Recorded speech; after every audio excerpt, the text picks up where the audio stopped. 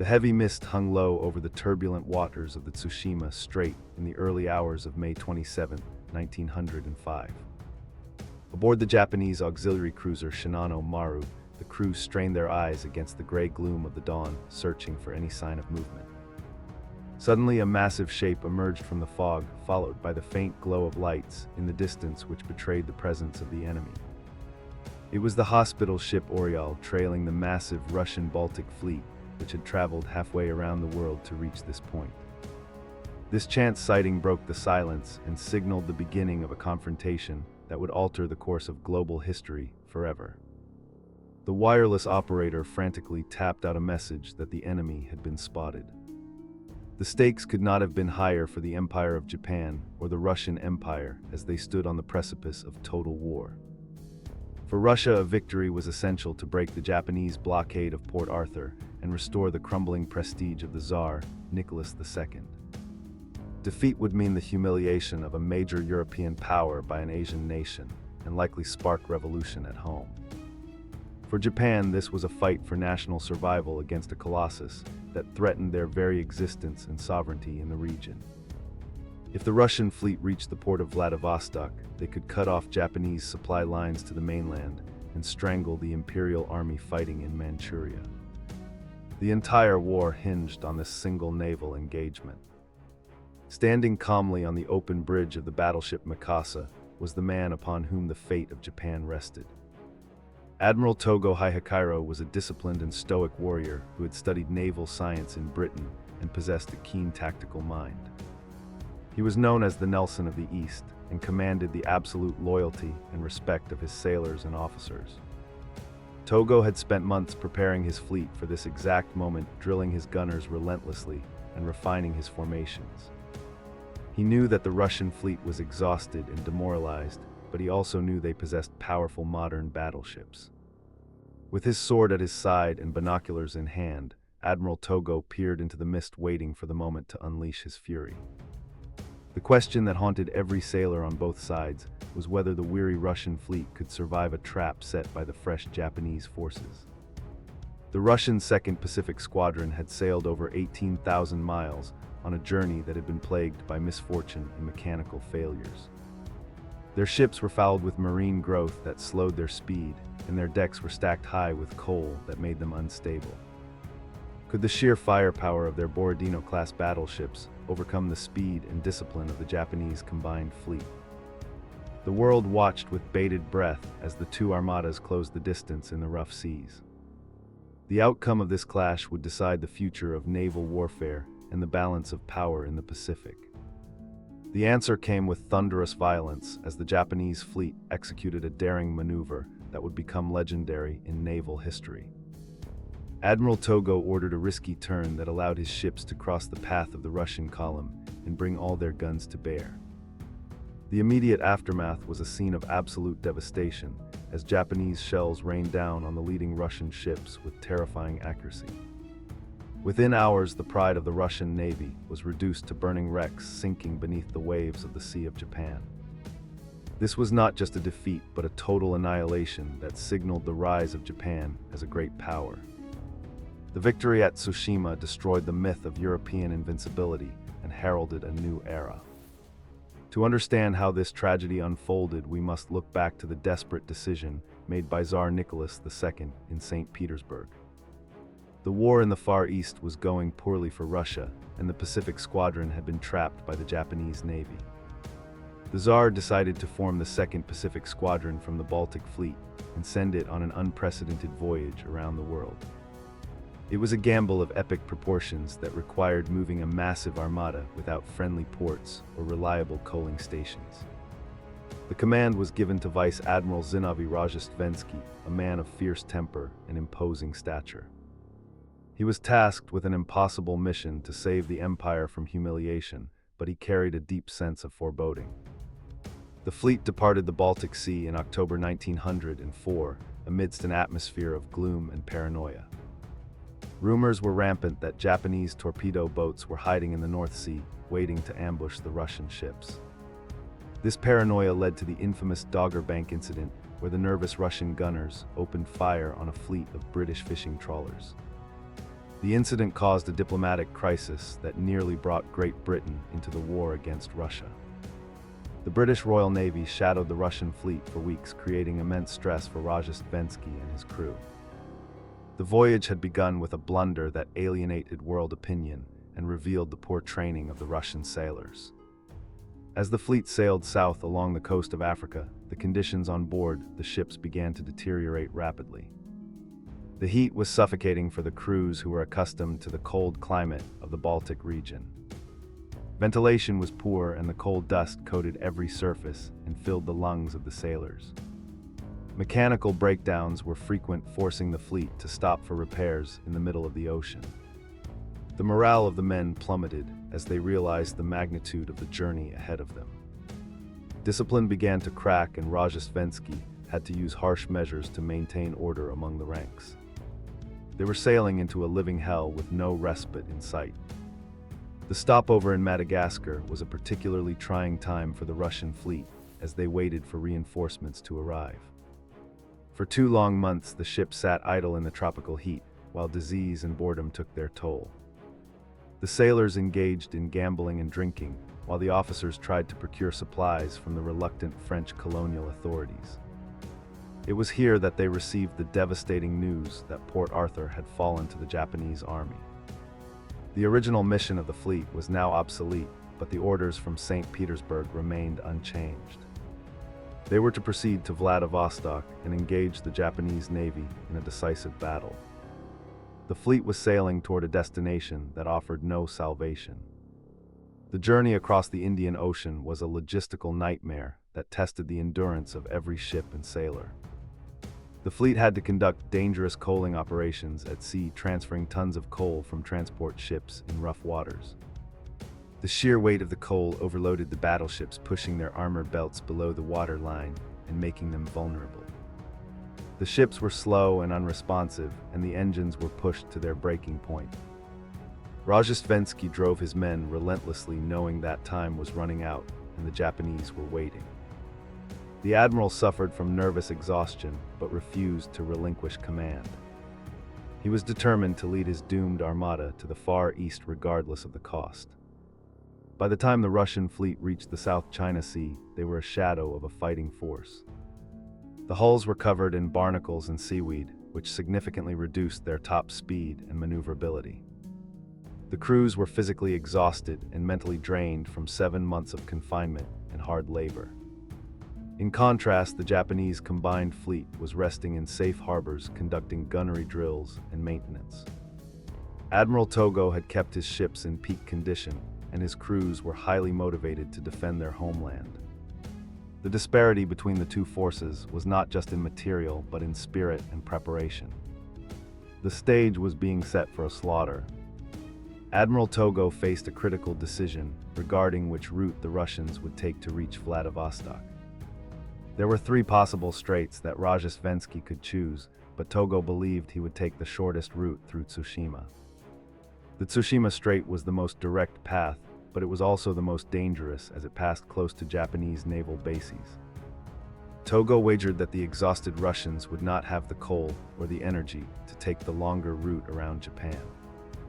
He positioned his fleet at Masan in Korea, waiting for the signal that his intuition was correct. The tension in the Japanese command center was palpable as the days ticked by without contact. On the Russian side, Vice Admiral Rozhestvensky knew that he was walking into a trap, but felt he had no other option. He hoped to slip through the strait under the cover of fog and darkness to avoid a major engagement. He ordered his ships to maintain radio silence and extinguish all lights to evade detection by Japanese patrols. However, the sheer size of his fleet made stealth nearly impossible in such confined waters. The hospital ship Oriole had left its lights on in accordance with the rules of war, which proved to be a fatal mistake. That single beacon in the dark mist alerted the Shinano Maru and doomed the Russian plan of evasion. When the report of the enemy sighting reached the flagship Mikasa, Admiral Togo remained outwardly calm despite the excitement of his staff. He ordered the fleet to weigh anchor and proceed to sea to intercept the approaching Russians. Before the battle commenced, he sent a famous telegram to the Imperial headquarters in Tokyo. He stated that the weather was fine but the waves were high and that he would destroy the enemy. Togo then signaled his fleet with the Z flag, which carried a message to every sailor. The fate of the empire rests on the outcome of this battle. Let each man do his utmost. The two fleets sighted each other in the early afternoon as the mist began to lift slightly. The Russian fleet was arranged in two columns with their strongest battleships leading the formation. The Japanese fleet approached from the north, steaming at high speed to cut across the Russian path. The sea was rough with high swells that made aiming difficult for the Russian gunners. The Japanese ships were painted a gray color that blended with the sea, while the Russian ships had black hulls and bright yellow funnels. This made the Russian vessels distinct targets against the gray horizon. The visual contrast was striking and symbolic of the difference in modernization between the two navies. As the fleets closed to within firing range, Admiral Togo ordered a maneuver that stunned both his own officers and the Russians. He ordered a U-turn in sequence known as the Togo turn to bring his fleet parallel to the Russian course. This maneuver was incredibly risky because it required each Japanese ship to turn at the same fixed point. During the turn, the Japanese ships were virtually stationary targets for the Russian guns. The Russians opened fire, immediately concentrating their shells on the turning point. Water geysers erupted around the Mikasa as shells slammed into the sea and the ship itself. It was a gamble that could have cost Togo the battle. Despite the heavy incoming fire, the Japanese ships completed the turn and straightened out their line of battle. Now they were in the perfect position to execute the classic naval tactic known as crossing the T. By sailing across the head of the Russian column, the Japanese could bring all their broadside guns to bear. The Russians could only fire their forward turrets, limiting their firepower significantly. The Japanese gunners who had practiced this scenario countless times found their range quickly. They used a new high-explosive shell known as Shimos powder, which caused devastating fires upon impact. The Russian ships were soon engulfed in flames and choking black smoke. The flagship Suvorov, where Rozhestvensky commanded, was the primary target of the concentrated Japanese fire. Shells smashed into the superstructure, destroying the bridge and severing communication lines. The admiral was wounded by shrapnel in the head and back, leaving him drifting in and out of consciousness. With the flagship burning and out of control, the Russian line fell into confusion. The other battleships tried to maintain formation, but the relentless pounding took a terrible toll. The Oslabia was the first modern battleship to succumb to the damage. Her bow plunged into the waves and she capsized, taking hundreds of men down with her. The Japanese fire was not only accurate but incredibly destructive due to the volatile nature of the Shimos explosive. Unlike armor-piercing shells that relied on kinetic energy, the Shimos shells exploded on contact, melting steel and igniting paint. The Russian ships had been overloaded with coal and flammable materials, which fed the infernos raging on their decks. The toxic smoke from the fires blinded the Russian gunners and asphyxiated the crews below deck. It was a scene of horror as men fought to save their ships while being bombarded without mercy. The pride of the Baltic Fleet was being dismantled piece by piece. The battleship Alexander III tried to draw fire away from the burning flagship Suvorov by charging the Japanese line.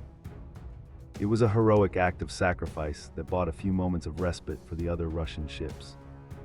However, the Alexander III was soon overwhelmed by the concentrated fire of the entire Japanese battle line. She took hit after hit until she was a blazing wreck, listing heavily to one side. Eventually, she rolled over and sank, leaving not a single survivor from her crew. The loss of such a powerful ship struck a blow to the morale of the remaining Russian sailors. As the sun began to set, the battle turned into a chaotic melee, with scattered groups of ships fighting in the gloom.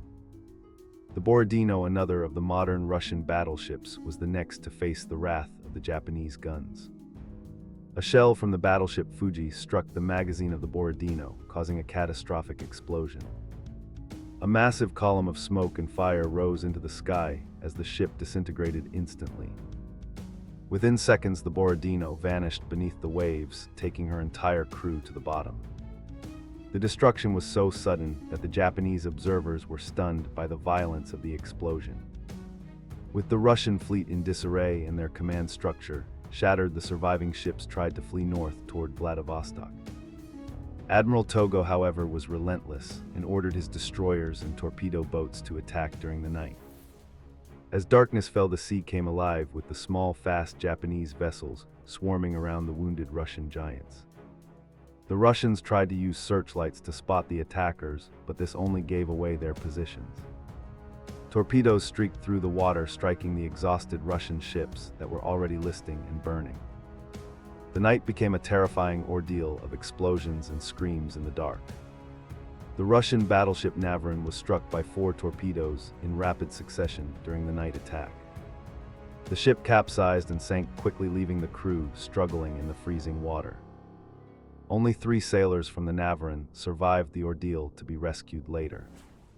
The Zinovy was also torpedoed and had to be scuttled the next morning to prevent capture. The Japanese torpedo boats suffered losses as well, but their aggressive tactics prevented the Russians from regrouping. The night action ensured that there would be no escape for the remnants of the 2nd Pacific Squadron. The Hunter had become the master of the dark. By the morning of May 28th, the magnitude of the Russian defeat was becoming clear. The surviving Russian ships were scattered and running low on ammunition and fuel. Rear Admiral Nebagatov, who had taken command of the remaining force, found himself surrounded by the main Japanese fleet. He had 5 ships left, including the battleships Orel and Nikolai I, but they were heavily damaged. Togo signaled for the Russians to surrender or face total destruction. Nebagatov realized that fighting on would only result in the senseless slaughter of his men. With a heavy heart, he ordered the international signal for surrender to be raised.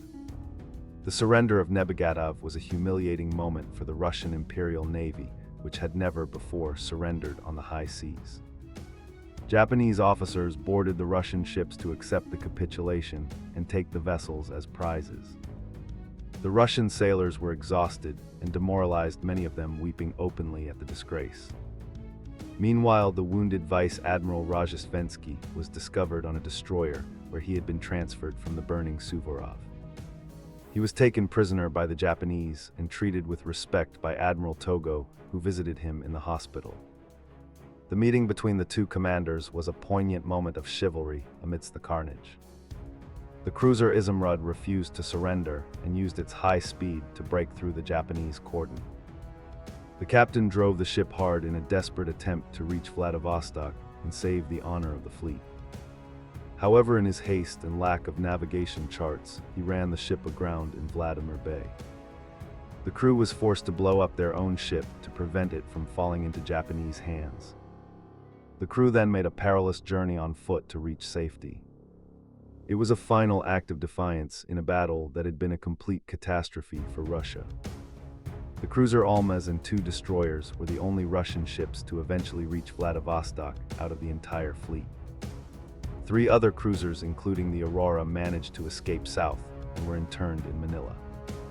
The rest of the mighty 2nd Pacific Squadron was either at the bottom of the sea or flying the Japanese flag. The toll was staggering, with over 4,000 Russian sailors dead and thousands more taken prisoner. The Japanese lost only 3 torpedo boats and just over 100 men killed in action. It was the most lopsided naval victory in the history of modern warfare. The news of the disaster at Tsushima sent shockwaves through the capitals of Europe and the rest of the world. In St. Petersburg, the defeat shattered the remaining authority of the Tsar and fueled the fires of the 1905 revolution. The Russian public was outraged by the incompetence of the naval leadership and the senseless loss of life. Mutinies broke out in the Black Sea Fleet, and strikes paralyzed the industrial centers of the empire. The myth of the Tsar as the protector of the nation was broken forever. The Romanov dynasty had received a wound from which it would never fully recover. In Tokyo, the victory was celebrated with wild enthusiasm as the nation rejoiced in their miraculous success. Admiral Togo was hailed as a god of war and instantly became a national hero of legendary status. The victory confirmed Japan as the dominant power in East Asia and a major player on the world stage. It proved that an Asian nation could master modern technology and defeat a Western imperial power. This realization inspired nationalist movements across Asia from India to China, who saw Japan as a model. The psychological impact of Tsushima went far beyond the military result. The United States President Theodore Roosevelt watched the events with keen interest and concern. He realized that the balance of power in the Pacific had shifted dramatically and that Japan was now a formidable rival. Roosevelt stepped in to mediate peace talks between Russia and Japan to end the conflict. The negotiations took place in Portsmouth, New Hampshire later that year. The Russians were forced to concede defeat and acknowledge Japanese interests in Korea and Manchuria. The Treaty of Portsmouth officially ended the Russo Japanese War and marked the emergence of Japan as a world power. The tactical lessons of Tsushima were studied by naval academies around the world for decades to come. The battle vindicated the big gun battleship concept and led to the development of the Dreadnought-class ships. It emphasized the importance of speed and long-range gunnery in naval engagements. The crossing of the T became the gold standard of naval maneuvers that every admiral sought to replicate.